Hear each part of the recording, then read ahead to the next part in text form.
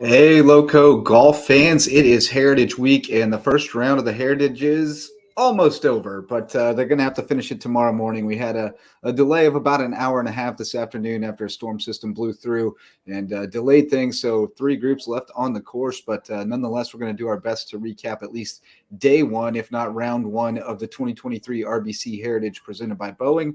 I am Justin Jarrett from LowcoSports and LowcoGolf, joined as always, it seems like, by Wes Kerr. No matter what show we're doing, we're always together. And then we've got Brady Satcha, our Bluffton High School intern and man on the course this week. You're out there full time, man, doing double duty, bearing the standard for a group in the morning, and then following your guy Peter Malnati, who you did a great job of writing about your relationship with him over the years. We published that on LowcoGolf.com today, so definitely check that out. But followed him around all afternoon. So and you got to be up early again to do it tomorrow, don't you? So how you doing, Brady? I am tired, to say the least. This morning, my group went off at 7:33. It had Joel Damon, Terrell Hatton, and Lanto Griffin. Dahmen actually tore it up today. He's tied for fourth right now on the leaderboard. It was just really cool, always getting that access to be inside the ropes next to these superstars like Joel Damon, Terrell Hatton. And Yeah, Terrell Terrell Hatton, Hatton, he's been up there for a number of years as one of the top professionals on the tour. Just take me through that experience. I was able to do it before when I was in high school. How special has it been for you so far? You know, to go inside the ropes, be able to talk with some of the PGA Tour pros, and have that once in a lifetime experience kind of thing. yeah, it's really fun. Besides waking up at 5 a.m., everything besides that, you know, it's pretty much it's a race to be first under the cart barn. Oh, so you get first choice if you get there Yep, early. yep. The earliest person who gets there gets the first pick. The And first pick in the draft. So does that mean you're going to be up bright and early tomorrow to make sure you get your guy Malnati? since he is the 7 o'clock tee time, I might Yeah. slide down there just a little bit earlier than I was down there today. See if you can't snag him. But a little bit of a tough day for him today, shooting two over, but still got tomorrow. And certainly the conditions were odd today because you had really good scoring conditions in the morning weather-wise, and saw a bunch of low scores, a lot of 5s and 6 unders, and then Victor Hovland coming in at 7 under with the lead. But then in the afternoon, the wind and the weather kicked up, and you had a delay in the middle of the round, which is always tough to deal with. But then coming out of it, the weather was pretty good, and the golf course was soft again. So some of those guys really got the worst of it, who were caught in the middle there. But the guys like Spieth and some of those guys finishing late actually got pretty good scoring conditions coming in. So very interesting. There's a ton of people stacked up at the top, as you'd expect. But what stands out to you, Wes, after round one? If you started around that early part of the afternoon window when you had to go through all that wind and rain and play a good majority of your holes, that definitely proved to be a tough situation for some of those guys. But if you had a good amount of time coming out, like Aaron Rai still hasn't finished his round. He's 6 under through 15. Jimmy Walker 6 under through 16 holes. There are some guys who have made the most of it. So you can't control what time you play. It's a luck of the draw kind of thing. But the morning, the players in the morning certainly made hay of the situation that they were given. How about Brian Harmon, the Savannah native local product? I mean, you root for the story. He's the big guy this time from the area, -6, and got to see him finish out on 18. A very, very solid opening round of golf, a 65. That's someone who has a lot of experience playing Harbor Town, and I mean he's been playing since he was a junior. So gotta feel special to him to be in a spot like he is now. He just 18 holes gone, but put himself in a nice spot heading into Friday's action. But really impressed by the poise and the shot making that I saw from Brian Harmon. In terms of what I got to see in the morning, I was following the group of Xander Schauffele, Shane Lowry, and Sahith Theegala. Really impressed by the mettle of Xander Schauffele. It wasn't looking good early for Schauffele. He drove it wayward on 12, but he made a fantastic up and down the same par, and that really catapulted him He made it making birdies on 13, 14, 15. If you know Harbortown, 13 is not an easy hole. 14 is an absolute gauntlet. It's like the number one hardest hole every year. To make a birdie there on that beautiful tee shot close to the cup on 14, that dreaded par 3 with all the water lurking beside it. You did something, and he certainly did there. Turned around, made another birdie on 15. He got to close to, if not to share the lead at one point, but kind of fizzled out in the front 9. I think he probably would have expected he would have a little better on those last few holes coming into the front 9, which normally plays a little easier. But all in all, a solid outing for Schauffele, 4 under, tied for 11th. Can't complain about that. Saw some good things early from Shane Lowry. Just couldn't get the big putts to drop in his round. Same for Sahith Theegala, a guy who I've really started to follow on the tour. Great personality, and a guy that can certainly sneak up and win one of these things. But I really had fun covering and following that group. Watched a couple guys come through 18 after that. Saw Harmon, and then of course Brady. I ran into you when I saw Dahmen finish out his round. So I spent a little bit of time at 18. Then I went over to the afternoon session. Man, there's a couple of star-studded groups over there. You got Scotty Scheffler, John Rahm, Jordan Spieth, all teeing off in that late window. But I got to see Corey Connors, Patrick Cantlay, and Colin Morikawa. Morikawa was dialed in early, Spieth a few approach shots, made a nice birdie early on. A lot of inconsistency from what I saw with Corey Connors and Patrick Cantlay. They were able to turn around late, and actually Morikawa, the guy who I originally said was doing the best, actually ended up doing the worst of the 3 at the end of it, 1 over par. So Morikawa, after I left the group, faded late. Patrick Cantlay surging to -2, and then Corey Connors 1 under tie for 47th. So obviously a long way to go. Disappointed for Morikawa after I thought he looked pretty good early on in his round, but Cantlay, a guy who I'm picking second straight time to win the tournament. Certainly, you could have asked for a little bit more from that opening round, but because of the conditions that he had to go through, he had to play a good amount of holes in the wind, which you have to take advantage. I mean, you have to take that into account. And surprised to see Morikawa dip a little bit heading back out, but it never easy to come out of a rain delay.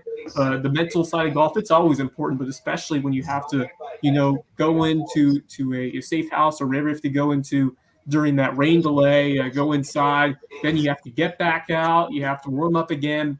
We kind of see on the baseball field after during rain delays, there's a lot of mental side of how you approach it. Same thing for golf, and you got to have the right mental attitude. And we saw some of these guys at the top of the leaderboard have that kind of mentality, which is so important to succeed in this game, where you got to take everything when it comes, and you got to be prepared for whatever's thrown at you in the game of golf. So really good response by a lot of these guys I didn't expect to be up there by, like Aaron Ryan, Joel Donna in the morning session, but especially Rye and a couple others that kind of came on late, like Jimmy Walker. And so excited to see how they do. Of course, Walker and Rye both have to finish the round, and then they got to play again. So they got to play a little over 18 holes tomorrow, because they'll have to tee off the morning for round 2. So we'll have to see what happens in terms of how the tee times will work, or if they'll shift at all because of the finish that has to happen at the beginning of Friday morning. Yeah, they'll have to shift a little bit, I would think, just to get everybody back out there. But maybe not. I mean, they should be clear of it pretty early, because they'll just be on a couple of holes. So maybe they should be able to get them off in time. But I'm sure Brady will be getting an update about that, about what time tee times begin and what time the standard bearers have to report for duty to the cart barn. So we'll update you as we get that information. We're kind of dealing in real time. Brady, what do you think of the leaderboard so far? I mean, Victor Hovland, a guy that was over at the Masters, had some impressive moments over there. Brian Harman, I'm sure you know him as a local native. Just your overall impressions so far of what you're seeing with this leaderboard 18 holes in. I mean, yeah, it's a pretty stacked leaderboard so far.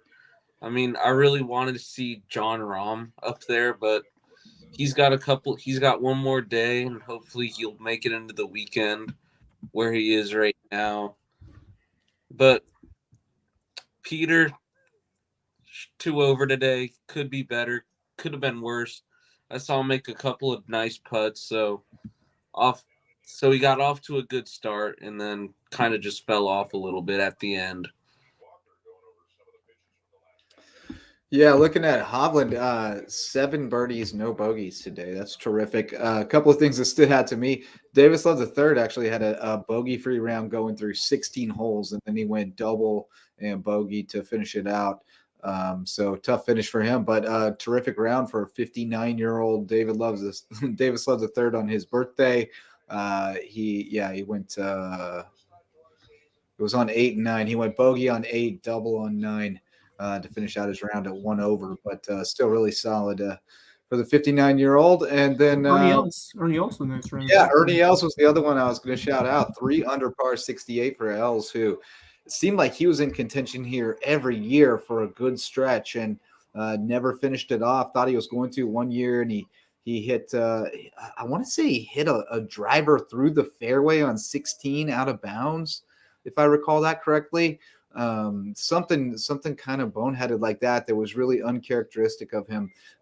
But great to see him, a Hall of Famer like that playing well this week. I think this golf course definitely kind of, stirs up some stuff in some of those guys. I remember Bernard Longer always played really well here late into his 40s and found his way into contention.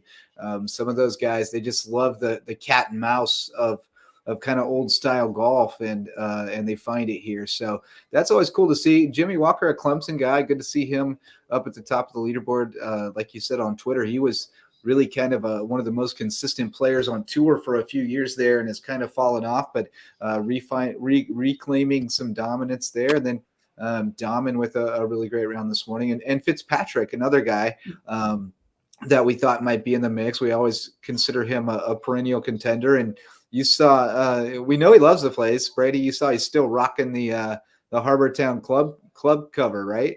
Yeah. Tuesday. I got the head cover. Yeah. He got brought the Harbortown Lighthouse, and he put it right on his driver. So that's really cool to see from him, just repping the town and the lighthouse. Yeah, I remember he picked that up. I think he was repping it at the CJ Cup too, right? Didn't Riedfeld spot it out there? Yeah. I'll have to ask so. that. Yeah. But Jordan Spieth, of course, talk about defending champion, and certainly he wasn't looking too hot at some points in this round. He was kind of on and off, but made a couple of nice birdies in the front 9. Of course, took advantage of the par 5s. Played number 9 really well. He didn't really make many mistakes. He had bogey on 16, but playing some consistent golf, which, he's a guy that really took advantage of opportunities late in his tournament last year to win it.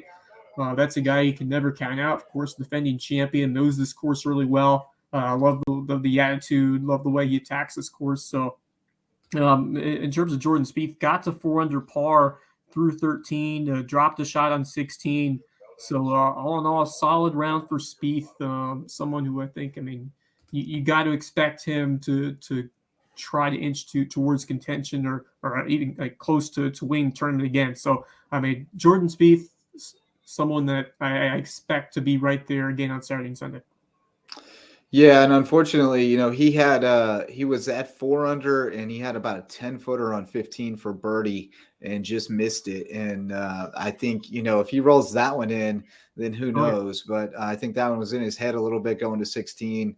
We saw that he hit his tee shot right and didn't have a good angle there.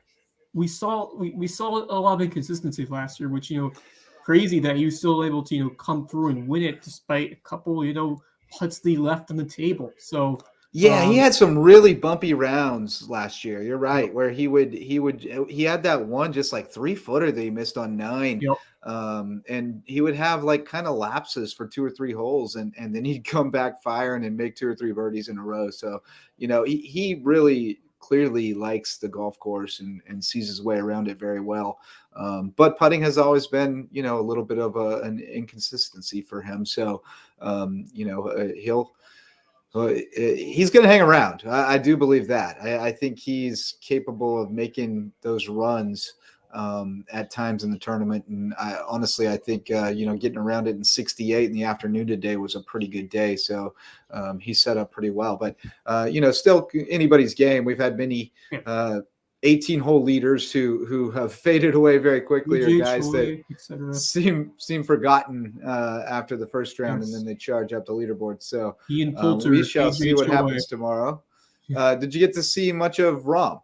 A little bit of a Masters hangover for him?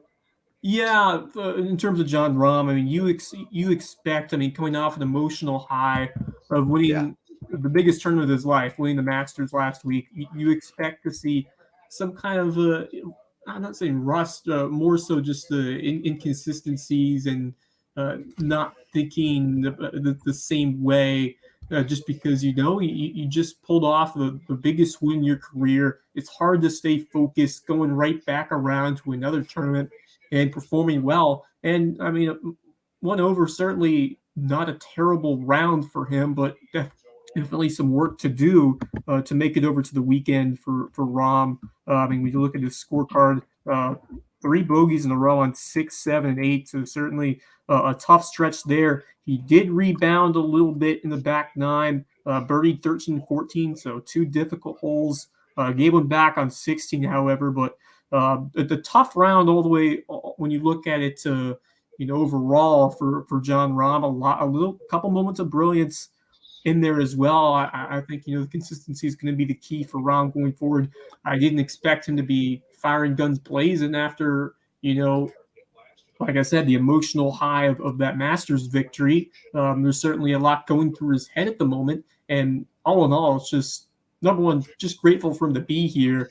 And maintain his commitment to being at this tournament, because there are definitely guys that would win the Masters and then take the week off, even if they've made a commitment to play in this tournament.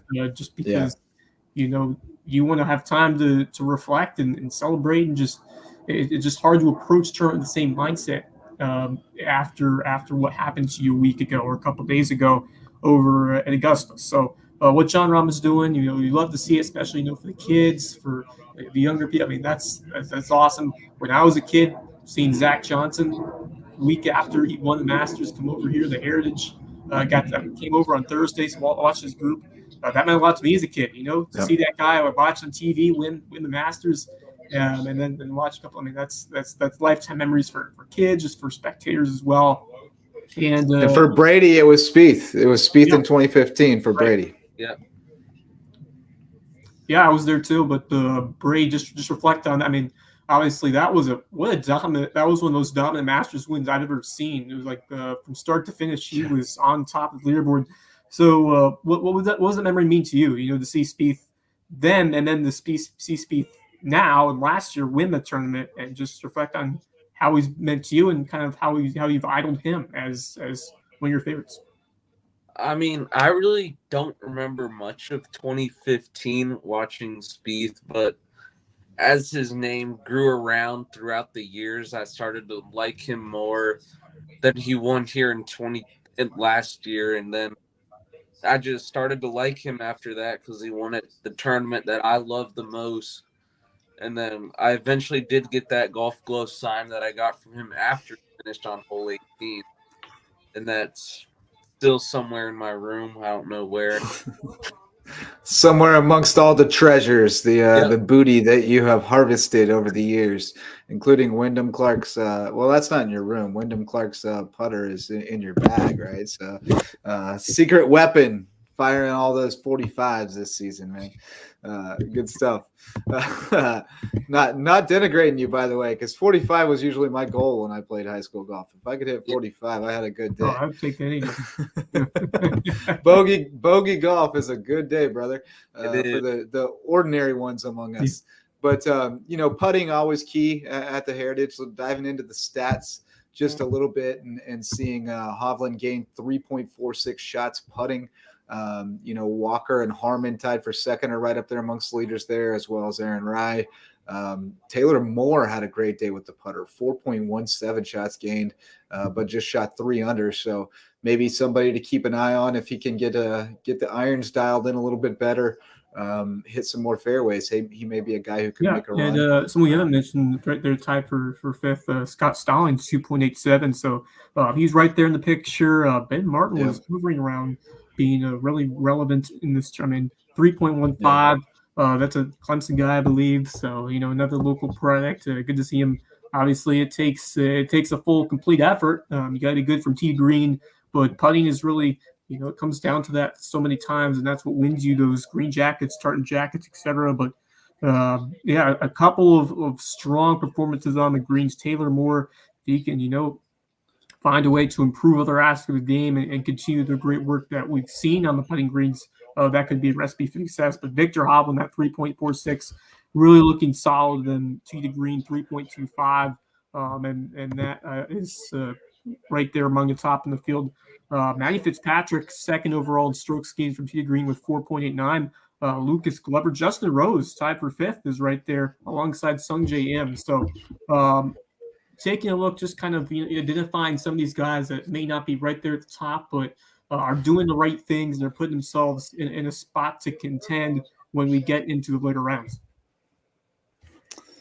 Yeah, I think Fitzpatrick is definitely a guy you've got to keep an eye on.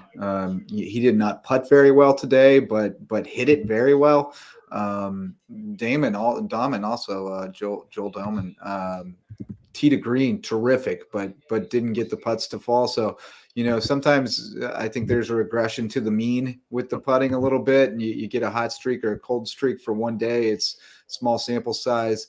Even Schauffele wasn't very good with the putter today, and he's right there in the mix. So, I think the guys who struggle a little bit with the putter on day one, adjusting to new greens after playing at Augusta last week, which is a totally different look. I think they may right the ship a little bit as we go along, and as long as they're hitting it well, they may be able to make a charge. But let's take a quick break and hear from our sponsors, and then we'll come back and dive inside the numbers a little bit more, talk about what you guys heard at the Heritage, if you overheard anything funny, and talk about what to expect on Friday for round 2 here on the LowcoSports and LowcoGolf RBC Heritage Round 1 recap show. Hey, Lowco sports fans. This podcast and all of our grassroots local sports content are made possible by support from community sponsors, including Mickelson Law Firm, the official real estate attorneys of Lowco Sports, and the presenting sponsor of our Hilton Head Christian Academy coverage. Our original sponsors are still among our greatest supporters. Ryan and Tiffany Mickelson are community pillars who will be in your corner no matter your legal needs. When you need legal representation, call on the attorneys who support Team Lowco. Call Mickelson Law Firm. Hospice Care of the Lowcountry, the official hospice provider of Lowco Sports, and the only not-for-profit hospice in southern Beaufort County. For more than 30 years, the committed, compassionate staff at Hospice Care of the Lowcountry have been there to ensure your loved ones find comfort, honor, and dignity at the end of life. Because at Hospice Care of the Lowcountry, it's not about dying, it's about living. Homegrown Home Inspections, the official home inspectors of Lowco Sports. Jan Lucas and his team provide thorough, detailed home inspections aimed to ensure everyone goes into the transaction with open eyes and confidence. Jan would rather reveal an inconvenient truth than look the other way and provide reassurances that could come back to burn the buyer in the long run. If you're looking to buy or sell a home and need an honest, reliable inspector, call on Homegrown Home Inspections, official sponsors of Lowco Sports. DDS Web Design, official SEO experts of Lowco Sports. If your business or organization has a website and you're trying to figure out what SEO is, you need to call on Denise and Dave Sinkovich at DDS Web Design. They'll provide a free consultation and do all the behind-the-scenes work to boost your search engine optimization and get your website found online so you can take your business to the next level. DDS Web Design, official SEO experts of Lowco Sports. American Wood Reface, sustaining sponsors of Lowco Sports. Does your kitchen need a facelift? Before you start picking out new cabinets, give Ben and the team at American Wood Reface a shot. They can reface your existing cabinets to overhaul your aesthetic without the hefty price tag and reimagine your kitchen at a price point you can manage. Be sure to tell them Lowco sent you, because every referral helps support Lowco Sports. 4M Metals, sustaining sponsor of Lowco Sports. Got metal? Your roof might need it.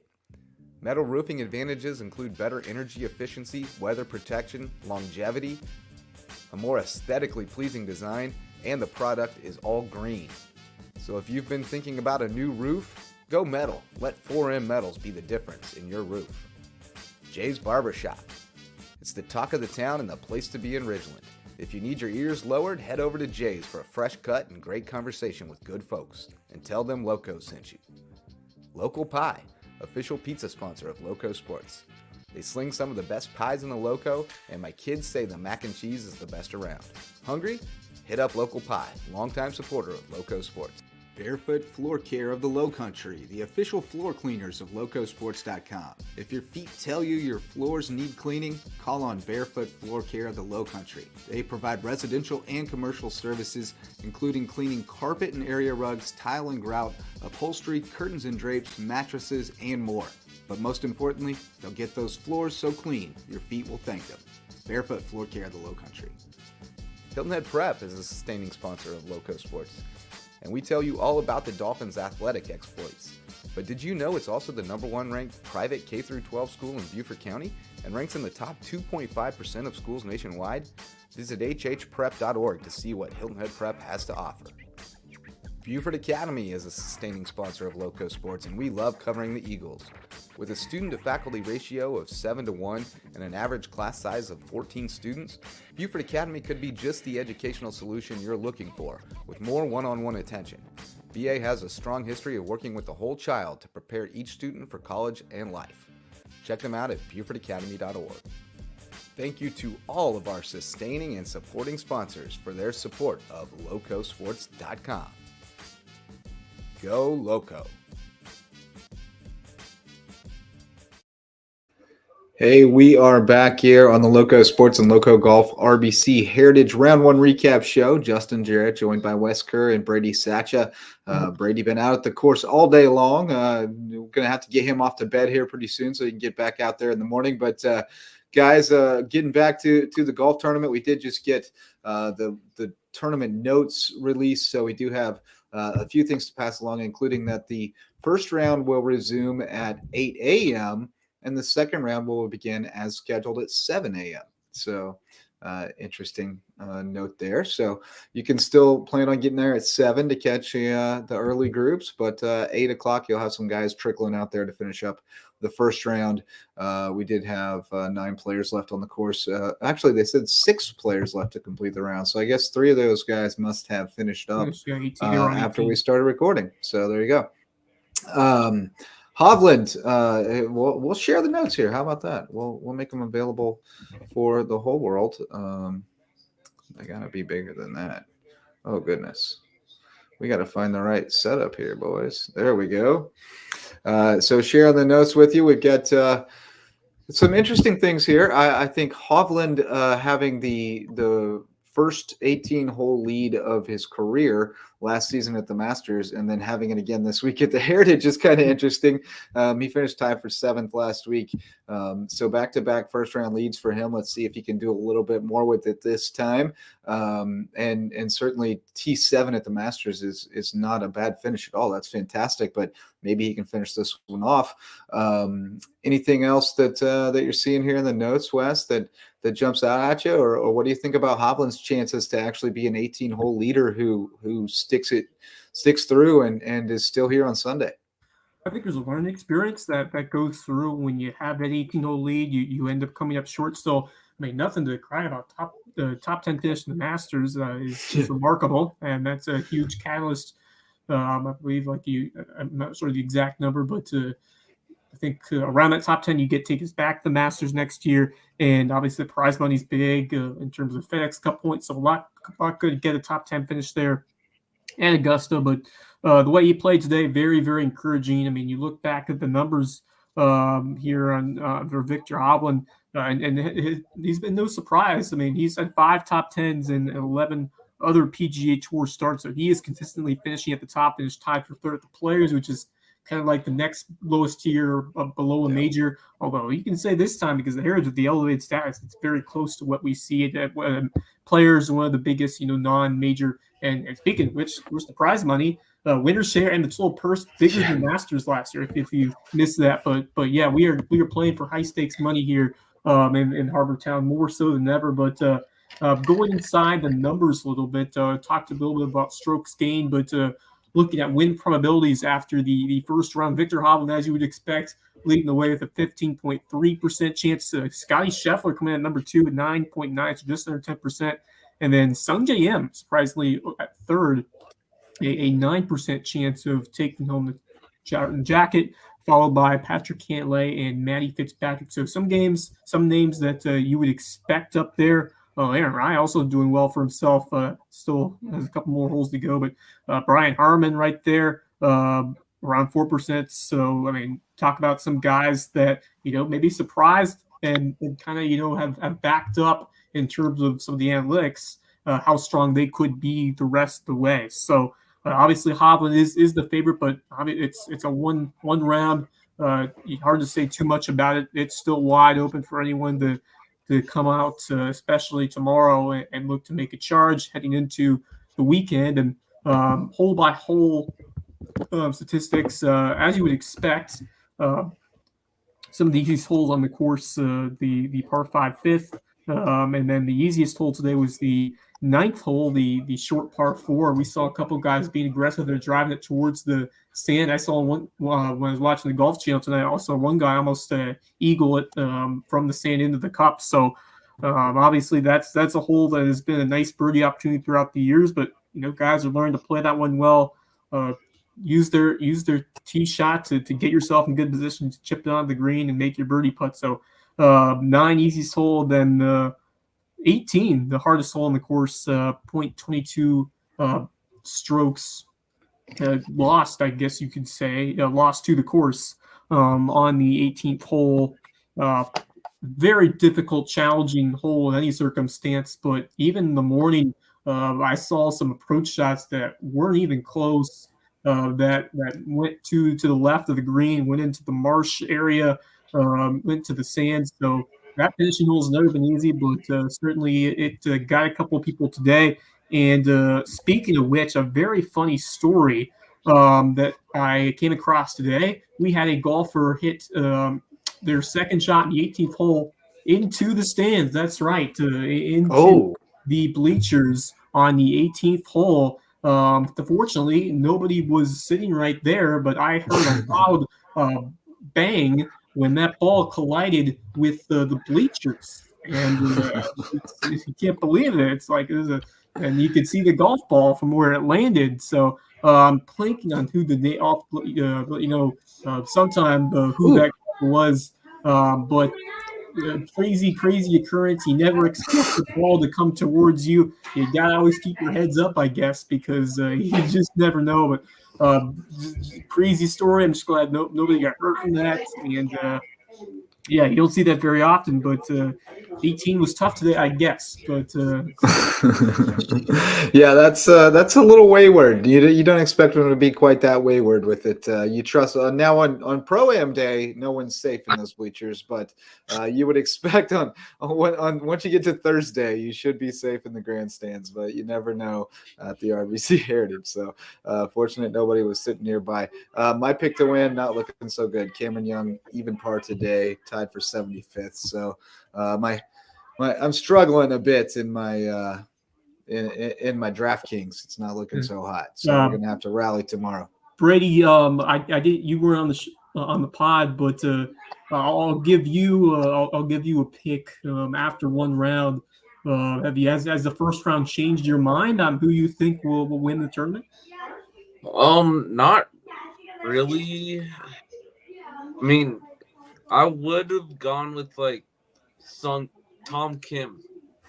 That would have been my pick. All right. Well, let's see. What are his odds to win at this point? Tom Kim. These are your odds to win. Updated. Victor Hovland. 0.5%. So you're saying there's a chance. So you're telling me there's a chance. Well, Cameron Young's probably still in here too somewhere. I don't like his odds, but there he is. We still got him at 0.08, so I still got a better chance than our friend Brady. But look at your pick though, Wes. Patrick Cantlay, despite being T28, he's still at 6.2%. Yeah, fourth of the field, which the model really likes him. Yeah, and that was a trendy pick going into the tournament. Obviously, he just came up short last year, lost in the playoff to Jordan Spieth. Who knows? Maybe they'll be doing it again on Sunday because I like what I saw from Spieth. Of course, Patrick Cantlay, 3.31 strokes gained tee to green, so he was right there just on the edge, ninth, I believe. It's ninth place overall in that statistic. And then when you look at putting today for Patrick Cantlay, negative 1.6. So if the putter can heat up, he's going to be a problem going forward. That's someone who can, and we see it for a lot of players who can be streaky with the putter, as you mentioned earlier. If they can get hot into and during the weekend, watch out, because Cantlay is someone who can deliver with his putter, and if he's on fire, he can surge up quickly. Yeah, no question. So it's a long way to go for sure. We've learned our lessons, and as you look at these win probabilities, it really does drive home, how little the first round really does matter in the grand scheme of things. Because the favorite going in was Scheffler at 10.7%, and he's all the way down to 9.9 with a 4-stroke deficit. So he's still got pretty much the same odds to win. Hovland has definitely set himself up well, but he's got a long way to get home. And Sung J.M. also right there, the number 3 favorite, tied for 5th. So don't sleep on him either. Great player. Asian players have typically played well here, I would say, as a generality. Why? I can't explain, but it seems like, we've had a pretty good run from some Asian players here. So, we've got next on the docket, we've got Overheard at the Heritage. I did not get out to the golf course today. I watched on TV, but did you guys hear any gems out there on the golf course today? Nothing? Where do you want to go first? I didn't really hear. I didn't hear anything. Yeah. No? How are the crowds? The crowds were good again this week. Today sold out like the whole week is, and it seems like the crowds are just getting bigger and bigger. Seems like Saturday's going to be the biggest day crowd-wise. Always Saturday. Yeah, Saturday's the big Chamber of Commerce day. You get the big tartan day, and that's when you have the most people come out. But a great crowd, fantastic crowd. We've expected even this year. I thought it would be as big as we've seen it. It was, and I proved right just because of the whole all-lane status. But even so, just the respect and the interest in this tournament is just continued to grow, not just for people here on the island and here in the Low Country, but I've seen a lot more people come from out of town for the weekend and visit, because they know how prestigious the tournament this is, and they're going to travel a good amount of distance to see some of the best golfers in the world. So I think that people are starting to travel further and earn more, and this tournament's starting to earn more respect for the amount of people that are traveling longer distances to see a big time event like this. And just a terrific crowd. Obviously, you have a couple different contingents within the crowd, but a lot of people really enjoy just the experience of being out there. Different kinds of crowds at this tournament, and that's something we've expected. But just the atmosphere, it's definitely different than the Masters. Doesn't have like that. It's more of a relaxation vibe. It doesn't have the big stress of that could change this year, especially when you get deeper in the tournament with the prize money at stake with the players. But just in the fans, just the laid back atmosphere compared to the formality of the Masters, it's a little different. Yeah. But, the vibe is fantastic, and we continue to see amazing turnouts. And once again, all credit to Steve Wilmot. In terms of the course, fantastic shape. Jonathan Wright and company, once again, hitting it out of the park, doing an amazing job. And I think they moved some tees back on some of the par 5s. I don't remember number 2 being that far. They moved it like right near the green for where 1 is. Brady, I don't know if you remember. Yeah, across the street. I think they did. I remember hearing that they had done that. They added a tee box across the street, right? So it may have been recent. Lengthen that. Yeah, and then 7 they moved back as well, right? Brady, you said? Yeah, 7 got moved back. Pretty sure it's like 25 yards or so, but they did not play from that tee box today. No. So expect it to be back there maybe sometime this weekend. But it now is like 200 plus yards from back there on number 7. Wow. Yeah, that's and it is a narrow window too. And you get swirling winds, and you've got that little hole you've got to drop it through like a halo of trees around the green. Man, that's a brutal shot. It's tough.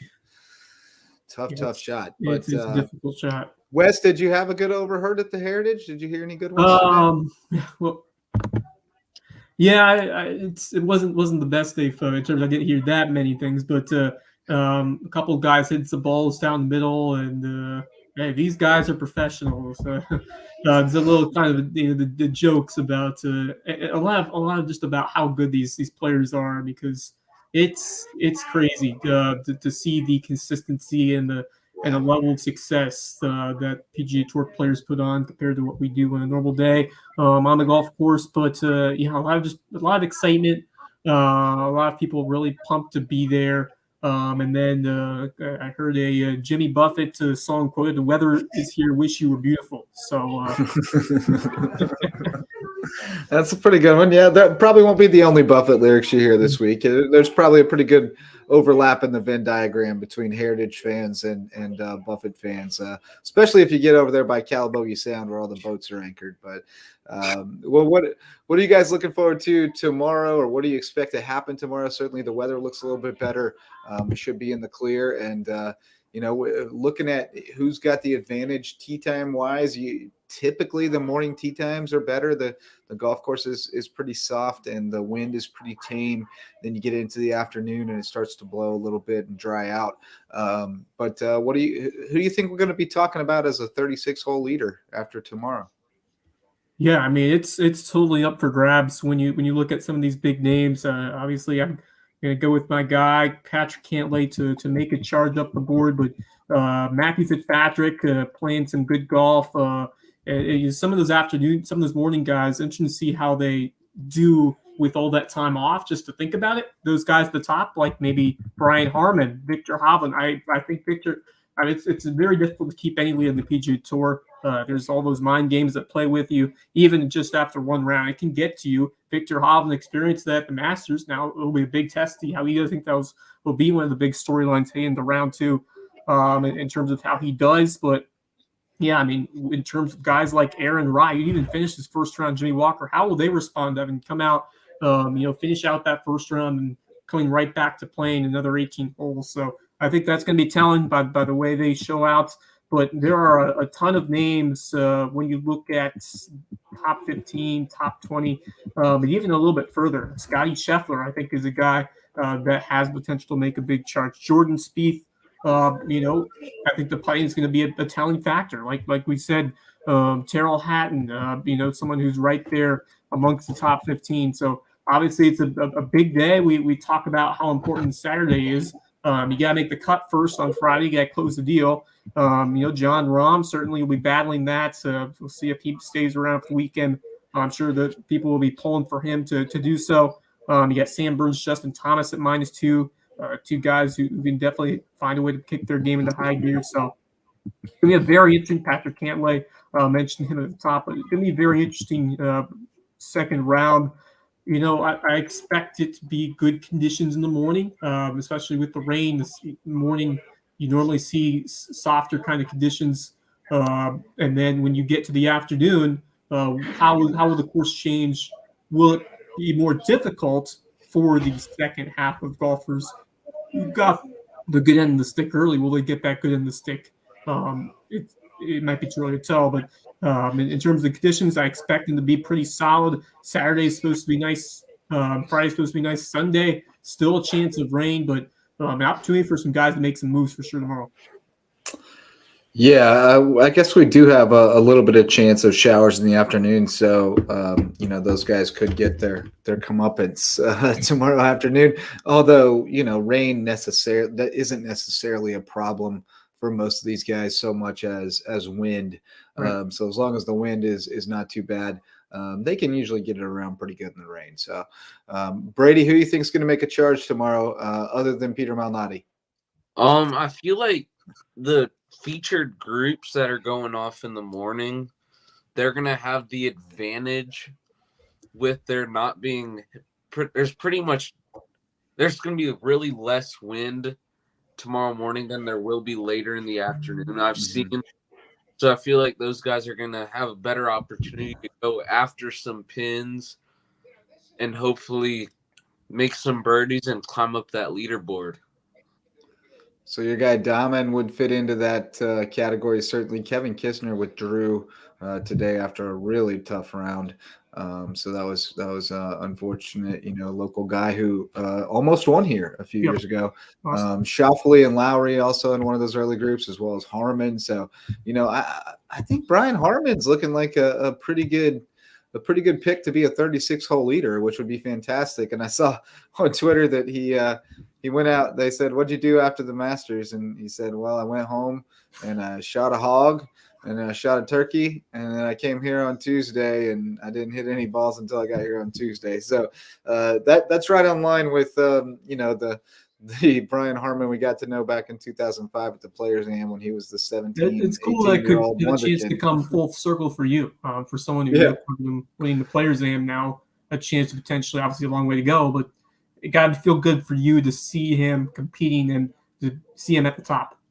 It's really cool. I mean, like I said on the show the other day, that was literally the first event I covered when I got here for the Island Packet was that Players Amateur.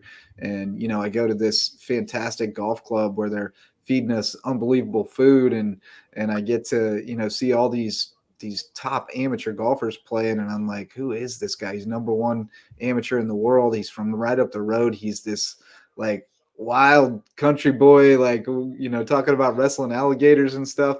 And I've watched him and followed his career ever since then, as you do, when you cover a big time athlete early in their career, you want to watch and see what becomes of them.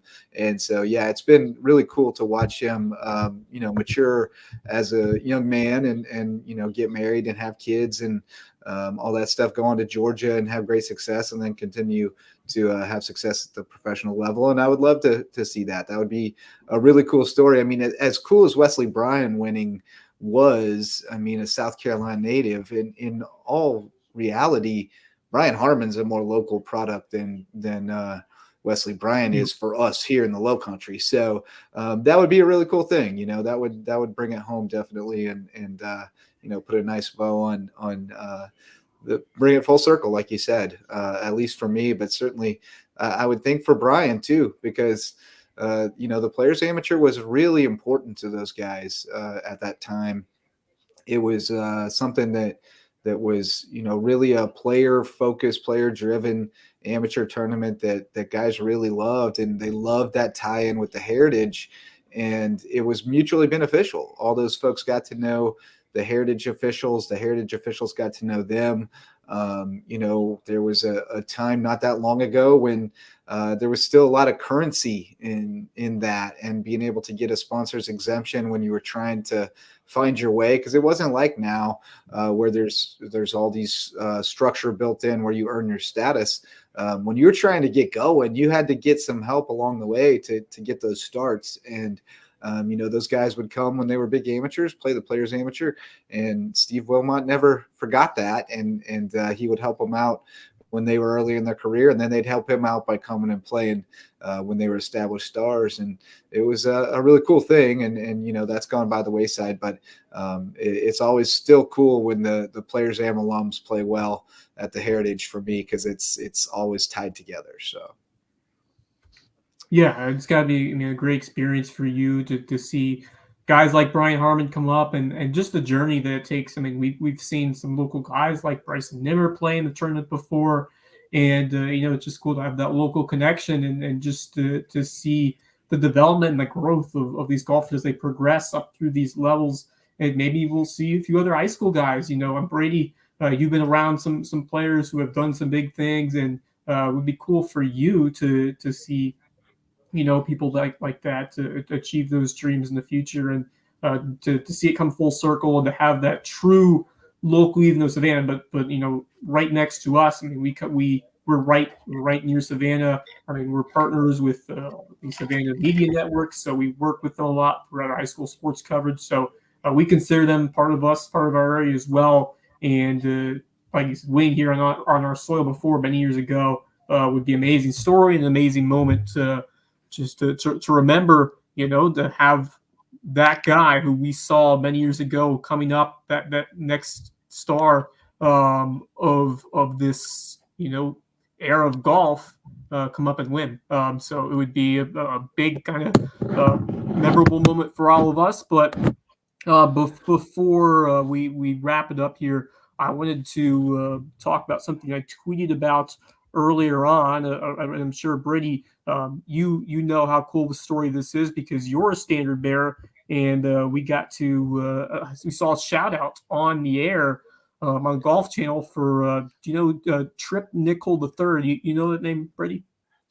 I've never heard of that name before, but well, he was a standard bearer. And he's working as a historic Mitchellville tour guide gaining some good public speaking experience and, learning how to become a leader, outside of the classroom and gain some valuable skills. That was set by the Heritage Classic Foundation, which I heard that was going on during media day. Just wanted to, point out what a cool thing it is and just how grateful for, all that the Heritage Classic Foundation does. With their awarding scholarships and all the charity work they do around the community, it makes a huge difference. And we're so grateful for the RBC Heritage and what the Heritage Classic Foundation has been able to do. And just awesome to see these kids, not only becoming, standard bearers and living out their dreams in the course, but to gain those real life skills that are so important. Just awesome to see the Heritage Classic Foundation continue to give back to the low country community. Yeah, very cool. But Brady, how cool is it to have that opportunity? It's really fun every year. I know you thought about not doing it this year, but you just couldn't. I mean, yeah. I don't know how you could pass it up. Like you get to walk inside the ropes with the pros for a full 18 holes. How cool is that? Can't beat it. I got to do it for a few years, and one of my favorite experiences, especially getting to talk to players, getting them to sign golf balls, and having that lasting relationship. I was with Cameron Smith before he really came up to be a big big star, which was cool. Obviously Cam Smith, I believe on the live track now, but before that he was playing here on the PGA Tour, playing at the Heritage, and got to be with Zach Johnson, who I mentioned earlier, which was cool because I got to watch him with Masters, watch him others, and a few years later I got to do standard bearer for him. So just a lot of cool memories and experiences that these kids get to be a part of. And we have some kids working in the driving range, working concessions, and I saw some USCB.